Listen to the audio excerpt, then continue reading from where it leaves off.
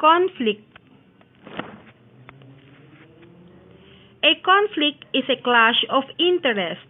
The basis of conflict may vary, but it is always a part of society. Basis of conflict: personal, racial, class, political, and international. Conflict in groups often follows a specific course. Two types of conflict: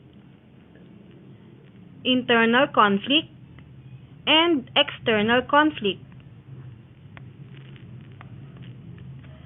Six kind of conflict: man vs self, man vs man, man vs society, man vs nature, man vs technology, man vs supernatural.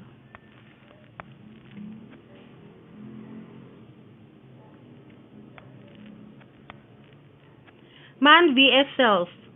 The conflict takes place within the mind of the character and often involves the character making a decision between right and wrong, or other mixed emotions. However, this struggle could also exist in the form of a character battling mental illness. Man vs man. This mode lies at the heart of all dramatic arts and plays the struggle directly between the protagonist and the antagonist, otherwise known as the good guy and the bad guy. In man vs man conflict, the protagonist wants something and the antagonist obstructs the protagonist from getting what he wants. Man vs society. This mode of external conflict occurs when the protagonist is placed at odds with the government or cultural tradition. This type of conflict applies the societal norms as well. Man vs nature.